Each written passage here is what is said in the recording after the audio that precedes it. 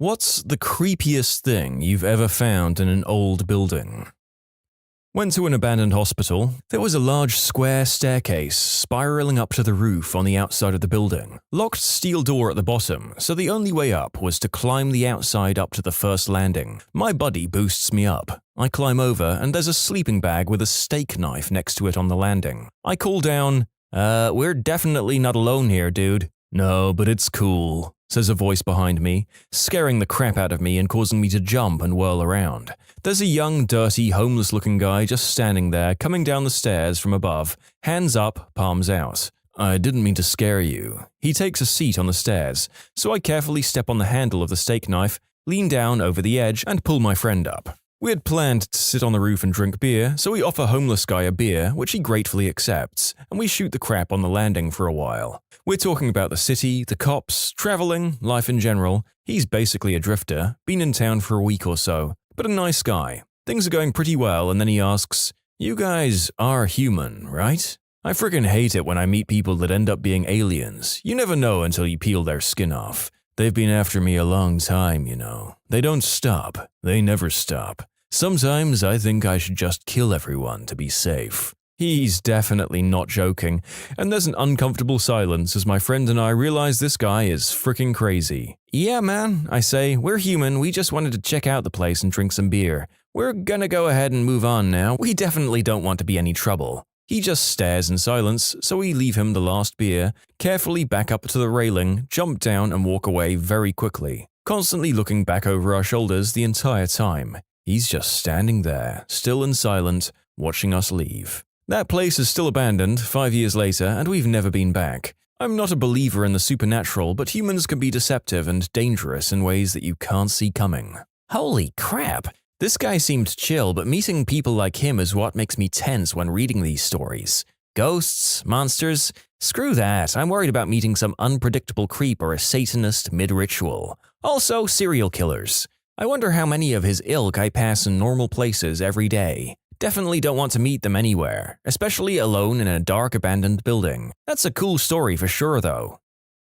A group of my friends and I explored an abandoned asylum/mental hospital a couple of years ago in the OKC metro. Was very unsafe at night for a silly college freshman like us. The first experience we had was all of us taking our merry time enjoying the darkness and generally messing around. You have to come in through a broken window, and we were all gathered at the window just being dumb when we hear loud, echoing footsteps down the hall running toward us. We all did that. Who the heck isn't here? Who's messing with us? Look and turn, and after realizing that we're all present and none of us are sprinting down a dark, abandoned hallway, we booted it out of there. The second time we could hear a group of people messing with us, jumping from around corners and such, but they never got too close. We assumed it was an animal at first, but got brave and realized it was a person. We managed to catch them, and after staring at a collection of seemingly drugged-up 20-somethings who begged us for cans of paint and cigarettes, we got the not-so-good vibes. Finally, you say? And we tried to leave. The leader of the haunted asylum cronies asked if we had jewelry, which we denied.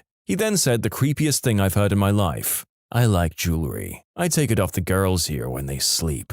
We fricking bolted. What? Why ever did you run? Seemed like a nice, well-adjusted fellow. People these days are so judgmental. I'm kidding, of course. I wouldn't blame you if you were still running, guy who wrote this story 6 years ago. Nothing big, but I was once exploring a drainage tunnel with friends. We were pretty deep inside of it and turned a corner to see someone leaning against a wall with a hat on. It ended up being a sandbag someone dressed up, but it scared the crap out of me because it was pretty deep in there. There were pants and shoes and a jacket with a hat on it. I don't know what they did to make the jeans look like legs because I didn't touch it or go back. A friend of mine went back and told me it was a sandbag and I was already done for the day. So someone a long time ago went in there and dressed up a sandbag just so someone else would be spooked? We were kids exploring an underground flood channel. There were spots we could climb up and dangle our arms out of the storm drains on the street, but that required crawling up weird diagonal tunnels. There were 4 of us, maybe 12 years old, 1 flashlight. The walls were all graffitied with a lot of gang stuff and even warnings to turn back. Blah blah blah. We just interpreted that as other kids being bored. We got to the spot where the ceiling angled down quite low to the point the opening was so small we had to crawl to continue. Challenge accepted. It looked like it opened up again shortly, so we crawled through 5 to 6 feet of the low area when it opened back up. It looked like we were in a large round concrete pipe, before it was square or rectangular. Still lots of graffiti. We started yelling and playing with the echoes, then we thought we heard something, so we got quiet. Then a real loud, "You're gonna freaking die," came echoing from the darkness. The kid with the flashlight ran so fast, the rest of us were left in absolute darkness. Anyways, this was the first time we passed the low spot, but the last time we went down there. None of us died that day. The rest of us ended up quietly and slowly walking out in the darkness.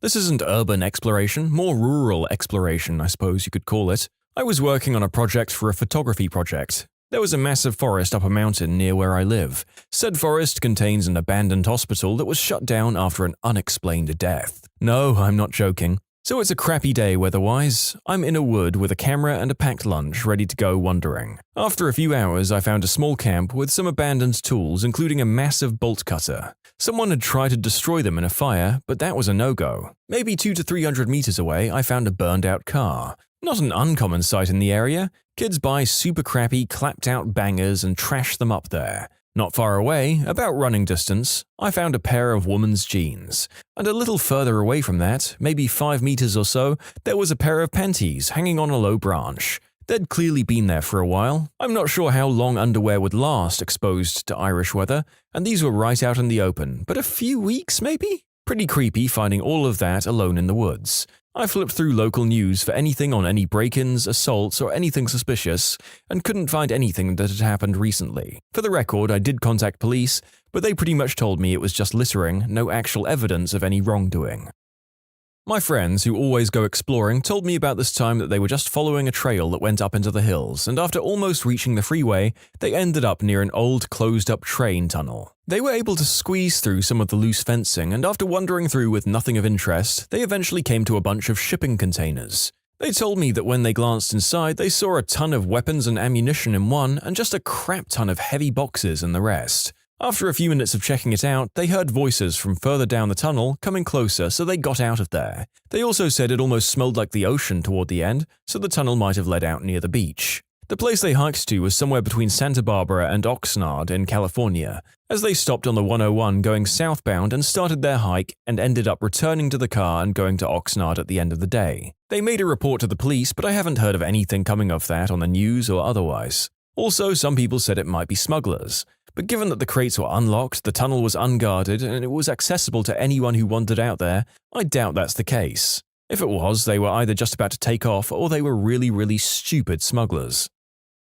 Last winter, I went into this abandoned parking lot under a closed shopping mall. It had 2 levels. The upper level had a bit of sunlight coming in through the windows, but the lower level was pitch black. I made my way down this wide ramp that the cars would use, and I decided to have a look at the bottom level. After turning my flashlight on, I noticed that the space was huge, much bigger than the upper level. I remember how the light danced through the many supporting pillars and cast vivid shadows. I said, "Hello," and "I'm just looking around," just to make my intentions clear, but was met with no response. So I decided to walk around for a bit, but couldn't see anything of interest. Just a lot of junk, some empty old bottles, but nothing that might indicate someone living or hanging around there. The place seemed completely abandoned. However, this uneasy feeling that someone might be hiding in the pitch-black shadow of one of these pillars took the better of me, and I climbed up the ramp.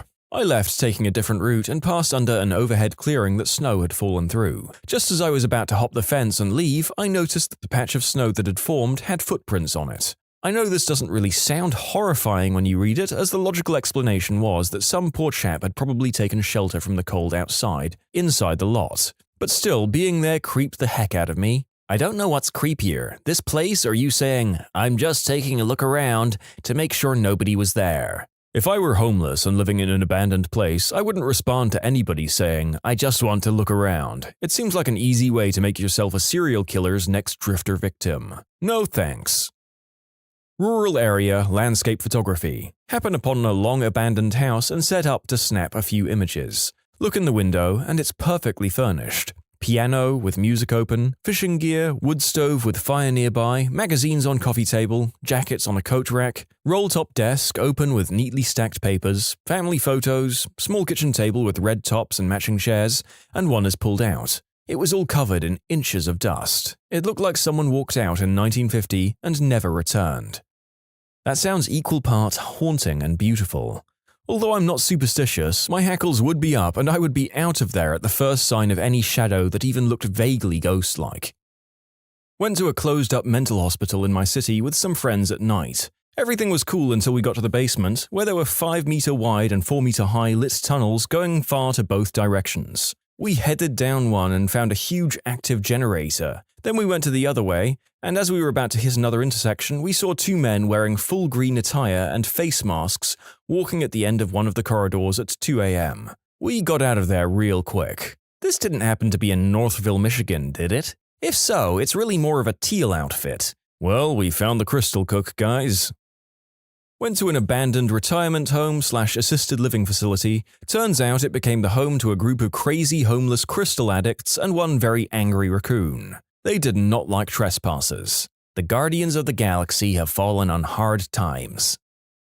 I was exploring a certain abandoned mill near a large city on the coast with a friend. We snuck in, messed around a bit, and realized that we only had one flashlight. Took turns, weird noises, dark inside because there's no power, evidence of homeless occupation, and empty needles. Real horror game material. We came up the stairway and turned a corner. Ahead is a walkway bridge, aka the way to the rest of the building. To the right is a pitch-black room that doesn't feel very nice. As we walk toward the bridge, the flashlight picks out a sign that says, "To Hell," and points towards this dark room. We didn't go in. It didn't feel right.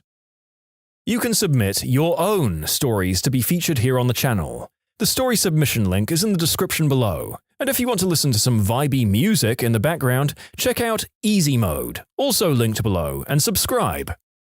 My friends and I used to explore this old factory/processing plant, no idea what it was originally. Anyway, it had lots of underground sections that were pitch black, even a couple of meters from the entrance, but which also required going down a flight of stairs. One time we found a burned out car 2 to 3 levels down, no idea how it got there, but that was kind of creepy. Another time we found a hole. We didn't bring torches or flashlights with us because we're idiots, but we had lighters and we were trying to figure out what the hole was or if it could lead anywhere. We put a stick in there and it ended up being at least 6 feet deep, but we also learned it was full of some liquid and that if we had fallen in we could have easily drowned in the dark. Another time we went a couple of levels down and one of us at the bottom started screaming shrieks of absolute terror and the rest of us thought that we were all going to be murdered. We all started running, everyone was screaming at this point and there was this sludgy crap on the ground and some of us slipped and fell just like in a gosh darn horror movie, slipping and sliding our limbs out of control. Again, there's 6+ people screaming bloody fricking murder with absolute fear and terror on their faces, so we all thought we were going to get murdered. Turns out a baby bird had made a nest down there and my sister got spooked and my friend screamed like an absolute baby. There was an abandoned hotel I was checking out. I gained access through a blown-out window near the indoor pool. It smelled like death inside. Came in to find a couple of bloated dead deer in the slime collecting towards the deep end of the pool. That should have been my sign to go. I make my way into the lobby and banquet areas, and I come across a couple of raccoons and squirrels who scurry away swiftly. Nearly everything is destroyed, even the reception desk has been ripped in half. Nothing of interest to photograph, just trash. Neat little piles of trash. After a bit of searching, I find the stairwell. There's an odd noise coming from above that I brush off as rain. I decide to skip a couple of floors because they're probably in the same condition as the lobby, and a lot of the exterior windows had been blown out. I get to 4 and open the door, not worried about noise as I'm confident that I'm the only sober person on the premise, if not the only person. As I pull the door open, the rain noise suddenly ceases completely. I point my flashlight down the hallway and see hundreds of geese poke their heads out of the guest rooms. I remember the moment when nothing moved and we just stared at each other as lasting several minutes, although I'm sure it was about 10 seconds. Here I am in the middle of the hall, geese of abandoned luxury staring me down. Once the initial shock of the sight wears off, I remember I'm only looking at half the floor. Behind me, geese aren't pulling a deer in the headlights move, they're coming toward me. Time to go. I close the stairwell behind me, only muffling the cacophony that erupted once I moved. As I hustled down the stairs, I realized the signs were there. Goose crap everywhere. I hit the lobby and turn toward the pool where a group of geese has collected as if they were trying to trap me. Luckily, they're just dumb birds. I got out to find the exterior of the hotel swarming with the frickers. There was one lone sentinel standing on the roof honking out a shrill command that the perimeter had been breached. Exploring an abandoned construction site. It's a site out in redneck country that's got a bunch of old construction vehicles getting overgrown with plants, and my girlfriend and I decide to check it out, to see what it's all about. We look around and don't see a whole lot. It's about to rain, so we decide to head out. As we're getting in my car, my girlfriend freezes and says, "There's a guy in the woods watching us." I crap myself and ask if she's sure. She repeats herself and says she saw her see him and he laid flat on the ground to hide himself. We noped out of there real frickin' quick. I live in a large African city which still has a fair amount of undeveloped or undevelopable space. And one rule to remember is that there is always someone else there that you may not see. There are people who sit alone, very quietly, in bushes or between boulders and other such places. They are, I think, harmless and don't do anything, but what they are doing has been a mystery to me for the 10+ years I've been here. Most of them are too well dressed or well taken care of to be homeless. One annoying thing is that they stare at you, or at least they don't hide the fact that they're watching you. I swear, if there was some completely inaccessible cave high up in a cliff here,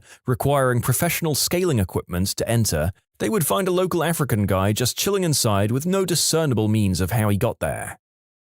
I mean, honestly, if he can get up there along with his means of cooking and entertaining himself, that just deserves an applause more than anything. Got to admire the effort.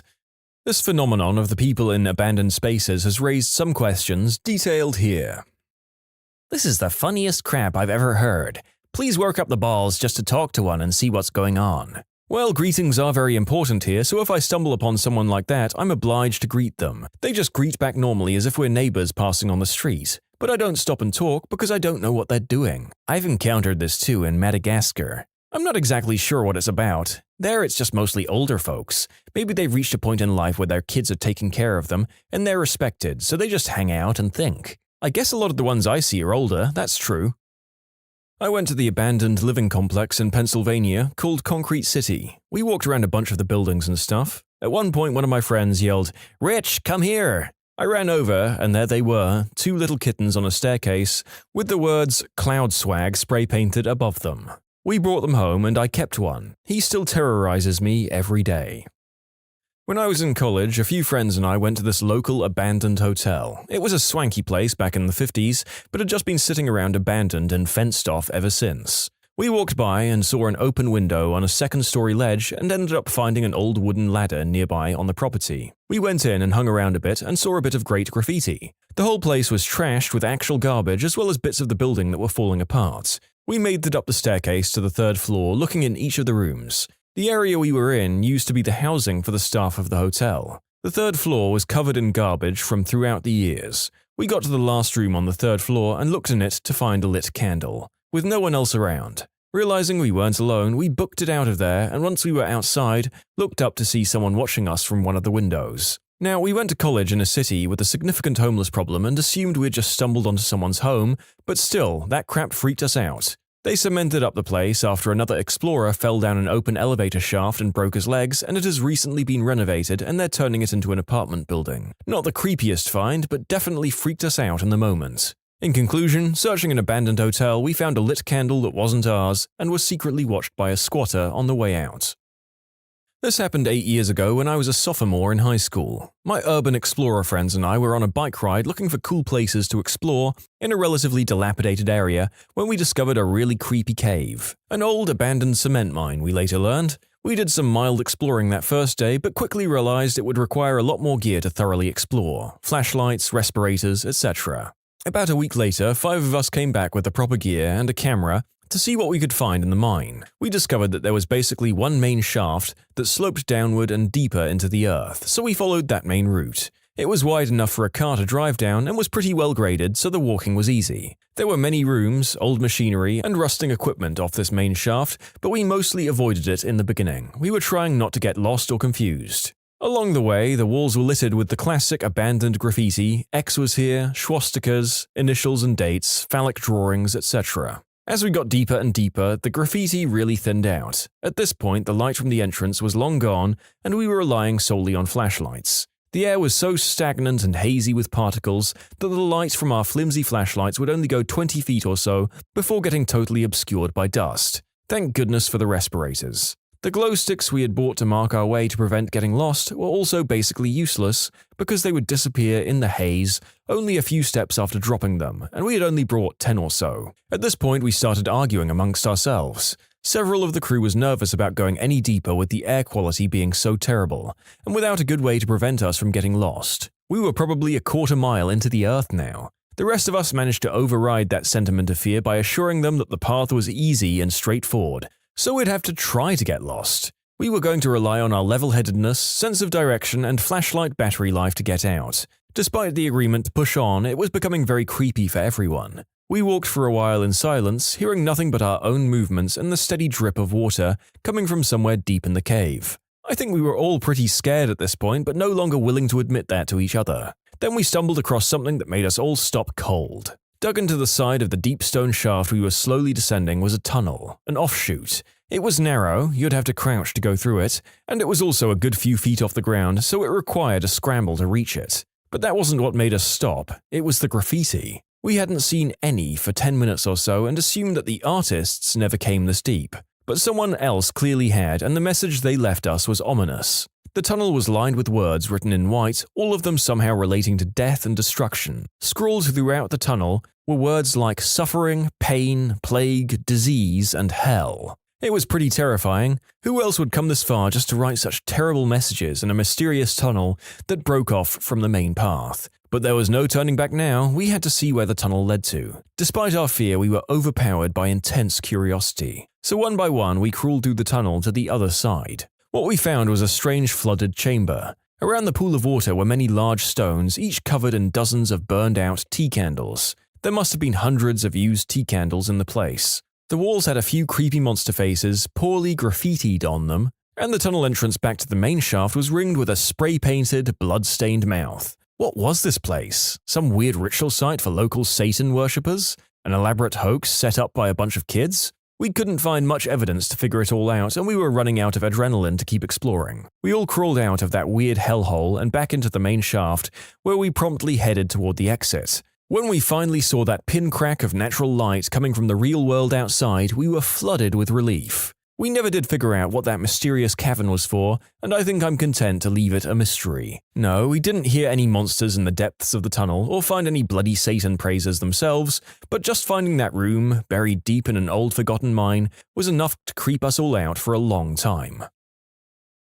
When you subscribe, make sure to hit the bell to turn on notifications.